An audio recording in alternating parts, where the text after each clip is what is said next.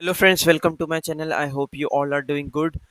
तो आज जो स्टॉक ऑफ द वीक जो मैं लेके आया हूँ वो एक बहुत ही अच्छी कंपनी है, जिस कंपनी का नाम है गैब्रियल इंडिया लिमिटेड, जो कि आपने थंबनेल में चेक कर ही लिया होगा। तो आज हम डिस्कस करेंगे कि ये स्टॉक हमने क्यों पिक किया है, क्या है इसके फंडामेंटल्स, क्या इस स्टॉक की डिमांड आने वाले टाइम पे होने वाली है, क्योंकि हम ये स्टॉक लॉन्ग टर्म इन्वेस्टिंग के लिए एटलीस्ट रखेंगे, at least for more than 1 year. और हम एट दी वीडियो के लास्ट में ज़रूर बने रहेगा, क्योंकि वीडियो के लास्ट में हम शेयर करेंगे इसके टेक्निकल, और टेक्निकल में हमें कुछ बहुत बढ़िया रिवर्सल पैटर्न जो है हमें देखने को मिल रहा है। तो उसके बेसिस पे हमारा टारगेट कितना परसेंटेज हो सकता है वो हम डिस्कस करेंगे। तो चलिए टाइम वेस्ट ना करते हुए चलते हैं सीधे, शुरू करते हैं वीडियो को। और वीडियो शुरू करने से पहले, if you are liking my content so please like, share and subscribe the channel. तो चलिए पहले इसके हम फंडामेंटल्स देख लेते हैं। तो यहाँ पे मैंने स्क्रीनर डॉट इन को ओपन कर लिया हुआ है। तो फंडामेंटल्स चेक करने के लिए ये वेबसाइट काफ़ी अच्छी है, क्योंकि आपको सब सब कुछ सामने सामने ही नज़र आ जाता है। तो ये बड़ी कंपनी तो नहीं है। 2300 की इसका मार्केट कैपिटलाइजेशन है। इसका जो स्टॉक पीई रेशो है वो 21 है। वो अभी हम चेक करेंगे कि वो कितना कॉस्टली है, और ये पास्ट में कितने पीई पे ये स्टॉक जो है वो ट्रेड करता था।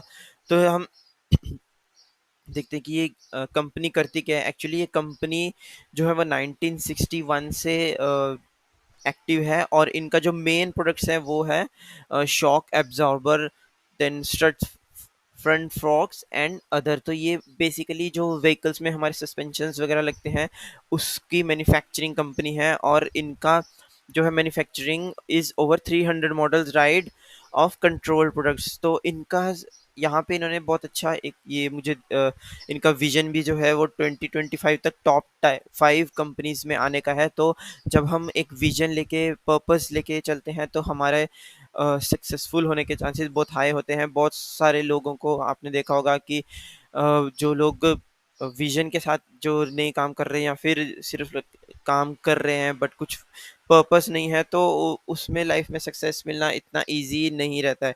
तो चलिए यहाँ पे कंपनी के प्रोडक्ट्स जो है उनका रेवेन्यू शेयर देख लेते हैं। तो इनका जो सबसे ज़्यादा रेवेन्यू शेयर आता है वो 2 और 3 व्हीलर व्हीकल से आता है। तो अभी हमारे जो, जैसे कि ये 2 और 3 व्हीलर्स में स्पेसिफिकली जो 2 व्हीलर्स में आने वाले समय में जो हमारे बैटरी रिलेटेड व्हीकल्स जो है वो प्रोड्यूस हो रहे हैं बहुत, तो उसमें भी इनका बहुत बड़ा रोल है। तो पैसेंजर व्हीकल्स हैं, फिर इंडियन रेलवेज में इनका काफ़ी अच्छा कंट्रीब्यूशन है। और कुछ प्रोडक्ट्स जो इनके ऐसे हैं जो ये सिर्फ ट्रेड करते हैं, मैन्युफैक्चर नहीं करते हैं। और यहाँ पे इनका मार्केट शेयर देखें कि जो कमर्शियल व्हीकल और रेलवे में है, तो इन इंडिया में सबसे ज़्यादा इनका मार्केट शेयर जो वो है वो कमर्शियल व्हीकल और रेलवे में, जो कि 85% है, जो कि बहुत अच्छी बात है, काफ़ी अच्छी बात है। और अगर हम इनके मैन्युफैक्चरिंग कैपेबिलिटीज़ देखें, तो इनके 7 जो है वो प्लांट्स हैं, और जो महाराष्ट्र, हरियाणा, मध्य प्रदेश, हिमाचल प्रदेश, तमिलनाडु यहाँ पे लोकेटेड है। तो इनका जो एक चीज़ हम यहाँ पे बहुत इम्पोर्टेंट है, जो इनका क्लाइंट बेस देखें आप, कितना बढ़िया इनके जो है वो क्लाइंट्स हैं। और जो ये इनके क्लाइंट्स हैं वो इनके ओरिजिनल इक्विपमेंट मैन्युफैक्चरिंग प्रोडक्ट्स जो है वो परचेज करते हैं। जैसे यामा हो गया, मारुति हो गया, होंडा हो गया। और मारुति है तो आपको पता ही है कि मारुति कंपनी अपना जो हमारी इंडियन कंपनी है वो काफ़ी सारे इन जो व्हीकल्स हैं उन हर साल नए नए यहाँ अमेंडमेंट्स करते ही रहते हैं। तो उसमें इनको बहुत काफ़ी ज़रूरत पड़ती है इस शॉक ऑब्जॉर्वर की। और यहाँ पे एक चीज़ और मैं आपको बताऊंगा अभी, फिर इसूजू है, इंडियन रेलवे है, और भी बहुत सारे इनके क्लाइंट्स हैं। तो इनका भी जो एक्सपोर्ट होता है वो ज़्यादा नहीं है, 4% रेवेन्यू आता है इनका एक्सपोर्ट से। और इनका 70% रेवेन्यू रहता है जो ओरिजिनल इक्विपमेंट मैन्युफैक्चरिंग, जो इनका खुद की मैन्युफैक्चरिंग है वो उससे आता है। और बाकी का डिस्ट्रीब्यूट होके आता है। और सबसे अच्छी चीज़ यहाँ पे क्या है कि कंपनी लगातार रिसर्च एंड डेवलपमेंट में अपना इन्वेस्टमेंट कर रही है। और जो ये इनका जो सेल्स होती है उसका 1% अराउंड ये अपने रिसर्च एंड डेवलपमेंट में ये लगाते हैं। तो इस तरह से कंपनी का फंड, ये जो कंपनी करती क्या है, तो उससे हमें ये तो समझ में आ रहा है कि कंपनी बनाती क्या है। It is related to automotive industries. तो अगर ऑटोमोटिव इंडस्ट्रीज़ अच्छी चल रही है तो इनका भी काम अच्छे से चलेगा, और ऑटोमोटिव इंडस्ट्रीज़ तो काफ़ी अच्छे से ही चलेगी आने वाले टाइम में। तो अभी बहुत सारे ऑटोमेशंस भी आ रहे हैं, तो उस हिसाब से काफ़ी अच्छा बूम हो सकता है इस कंपनी के स्टॉक्स में। तो अभी हम चलिए, जैसे हम कैसे हम पीई रेशो के बारे में थोड़ा सा देखते हैं कि ये किस पीई रेशो में, अगर हम 3 इयर्स का एवरेज देखें तो ये 42 के पीई रेशो पे जो है वो एटलीस्ट था। अभी ये 50% हो चुका है। तो यहाँ से अगर ये 50% 40 पर भी आता है तो इस स्टॉक का प्राइस जो है वो काफ़ी ज़्यादा बढ़ जाएगा। और अगर हम इसके कॉम्पिटिटर्स की बात करें तो यहाँ पे जो हम कहते हैं कि क्या ये कॉस्टली कंपनी है कि नहीं, तो ये कॉस्टली कंपनी बिल्कुल भी नहीं है। इसका पी रेशो सिर्फ 20 है, और जो हाईएस्ट पी रेशोज में चल रहे हैं वो 60-40 के पी रेशो में चल रहे हैं। और सबसे अच्छी बात यह है कि ये प्रॉफिटेबल मेकिंग कंपनी भी है। तो यहाँ पे अगर हम इसके सेल्स की बात करें तो सेल्स जो इनके लगातार बढ़ रहे हैं। अगर आप देखो लास्ट जून जो उसमें था 400 समथिंग, और अभी जो जून है 2022 में 721। जो इनका नेट प्रॉफिट 29 करोड़ था वो बढ़ के 33 करोड़ हो गया है। अभी यहाँ पे अगर आप इंटरेस्ट देखें तो बिल्कुल ना के बराबर है। तो इसका मतलब इनका जो डेट्स हैं वो बिल्कुल ना के बराबर है। वो हमें आगे आगे बैलेंस शीट में दिखेंगे। तो प्रॉफिट एंड लॉस अगर हम देखें तो it is a growing company. 2018 में इनके अच्छे प्रॉफिट थे, 19 में भी थे, तो अभी उसी प्रॉफिट रेशो में चल रहे हैं। लेकिन आने वाले टाइम में इनके प्रॉफिट्स जो है वो ज़रूर बढ़ेंगे, अभी क्योंकि रॉ मटेरियल जो है वो काफ़ी कॉस्टली हो चुके हैं, जिसकी वजह से इनका जो प्रॉफिट मार्जिन जो पहले 10 से 9% था अभी वो 6% 7% रह गया, जिसकी वजह से यहाँ पे ये नेट प्रॉफिट थोड़ा सा कम है। बट ये चीज़ें आने वाले टाइम में सुधर जाएंगी। तो अगर हम बैलेंस शीट की बात करें तो यहाँ पे रिजर्व्स देखिए आप, 752 करोड़ के इनके रिजर्व्स हैं, खुद का जो खुद का पैसा है, और उसमें से सिर्फ 13 करोड़ है जिसका इन्होंने लोन लिया हुआ है। तो ये बिल्कुल ना के बराबर ही है। तो यहाँ पे इनके इन्वेस्टमेंट्स भी अच्छे हैं, काफ़ी अच्छे तरह से जैसे इन्होंने इन्वेस्टमेंट्स भी इंक्रीज़ की हैं, और इनके एसेट्स भी अगर आप देखें तो काफ़ी अच्छे प्राइस है उनका उसका भी। तो यहाँ पे इनके फंडामेंटल्स तो बहुत अच्छे लग रहे हैं। और अगर हम इनका शेयर होल्डिंग पैटर्न देखें तो यहाँ पे 2021 मार्च से प्रोमोटर्स ने अपनी होल्डिंग बढ़ा के रखी हुई है, और उसको एक कंटेंट या एक कंसिस्टेंट वे में रखा हुआ है। और यहाँ पे अपनी होल्डिंग भी डिक्रीज नहीं कर रहे हैं। एफआईआई के पास भी जो है सितंबर में काफ़ी बड़ी होल्डिंग उन्होंने ली है, एटलीस्ट 1% एडिशनल। और यहाँ पे डीआईआई देखिए कि 2% से उन्होंने अपनी होल्डिंग को इंक्रीज किया हुआ है। तो यहाँ पे पब्लिक में, जनरल पब्लिक के पास इतना कुछ है नहीं, तो मार्केट मूवर्स के पास ही है जो है वो सारा कुछ।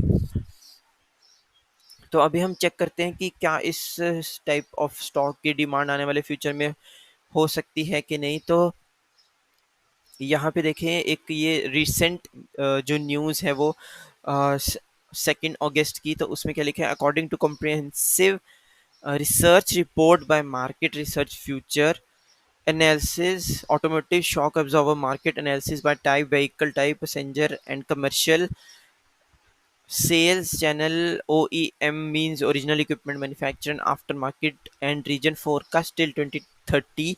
The valuation is poised to reach 21 billion by 2027। और जो कि इन्होंने 2021 से 2027 का जो ये फोरकास्ट किया हुआ है वो 4% CAGR कंपाउंडेड एनुअल ग्रोथ के हिसाब से हर साल का इतना ग्रोथ दिख रहा है, और ये 2077 तक 21 बिलियन तक हो जाएगा।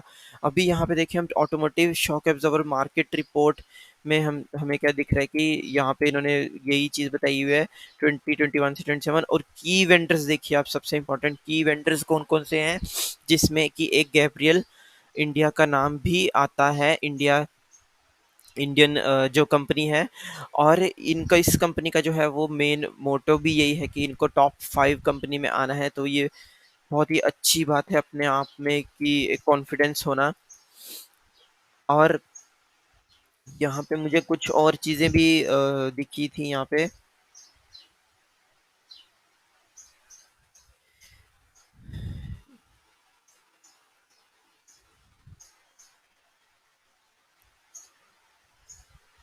यहाँ पे अगर हम देखें रीजनल एनालिसिस में क्या कह रहे हैं कि Asia Pacific dominates the global automotive shock absorber market. तो एशिया पैसिफिक में हमारा इंडिया चाइना आता है जो कि सबसे ज़्यादा जिन प्रोडक्शन करता है। तो factor such are presence of notable manufacture and continuous growth in automotive sector in this region drive the market growth. तो ये भी एक अपने आप में बहुत ही अच्छी न्यूज़ है। और अगर हम यहाँ पे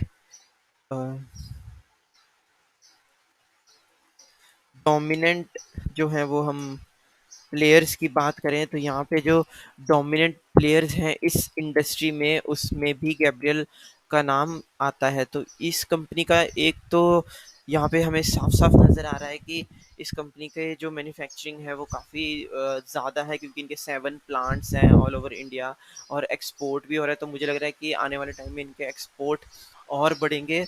और क्योंकि इंडिया में मैन्युफैक्चरिंग अभी जैसे मोदी जी का भी यही सपना है कि सब कुछ इंडिया में ही बने, तो उस हिसाब से इस इनकी जो है सेल्स ग्रोथ और भी होने वाली है। तो अगर कंपनी का फ्यूचर अच्छा है, कंपनी का सेल्स अच्छे हो रहे हैं, कंपनी प्रॉफिटेबल मेकिंग कंपनी है और इस टाइप ऑफ प्रोडक्ट्स की डिमांड भी है, तो क्या आपको नहीं लगता कि कंपनी अपने आने वाले टाइम में अपने स्टॉक्स के प्राइसेस इंक्रीज होंगे, इनके प्रॉफिट इंक्रीज होंगे, सेल्स इंक्रीज होंगे तो प्रॉफिट इंक्रीज होंगे, प्रॉफिट इंक्रीज होंगे तो ऑटोमेटिकली इनके शेयर प्राइस ऊपर जाएंगे ही जाएंगे। तो इस तरह से हमें फंडामेंटल्स तो इस कंपनी के हमने चेक किए काफ़ी अच्छे हैं। तो अभी हम डिस्कस करते हैं टेक्निकल की। तो टेक्निकल में अभी यहाँ पे जो है वो मैंने डेली टाइम फ्रेम का चार्ट खोला हुआ है। तो जब भी हम इन्वेस्टिंग के बारे में सोचते हैं तो हमें बड़े टाइम फ्रेम में जाके चार्ट्स को एनालाइज करना चाहिए, जैसे मंथली या फिर वीकली। तो पहले हम मंथली पे ही चलते हैं। तो देखिए यहाँ पे जो है इसका मंथली अगर हम देखें तो काफ़ी अच्छा खासा इनका अप ट्रेंड में चल रहा है मार्केट। ये ज़ीरो के लेवल से ही इन्होंने शुरू की थी कंपनी और अभी अच्छे प्राइस पे चल रहा है, 160 के अराउंड। अभी यहाँ पे हमें एक बहुत अच्छा पैटर्न भी हमें देखने को मिल रहा है और ऑलमोस्ट ये अपने ऑल टाइम हाई के आसपास भी आ रहा है। तो अगर यहाँ पे हम देखें, ये एक लेफ्ट शोल्डर दिख रहा है, ये एक राइट शोल्डर दिख रहा है और ये एक अच्छा खासा हेड हमको दिख रहा है। तो यहाँ पे साफ साफ हमें रिवर्स हेड एंड शोल्डर का पैटर्न जो है वो देखने को मिल रहा है। और अगर हम रिवर्स हेड एंड शोल्डर के पैटर्न के हिसाब से भी हम टारगेट रखें, यहाँ से भी अगर हम टारगेट रखें इस लेवल के ब्रेक होने का, तो हमें इजीली 216% का टारगेट हमें जो है वो दिख रहा है, जो कि मैंने अभी यहाँ पे मार्क भी किया हुआ है, आपको दिख रहा होगा यहाँ पे भी जो है मैंने मार्क किया हुआ है। और अगर हम इसके ऑल टाइम हाई तक देखें तो इतना बड़ा हमें ग्रोथ नहीं दिख रहा है, 25% तक ही दिख रहा है।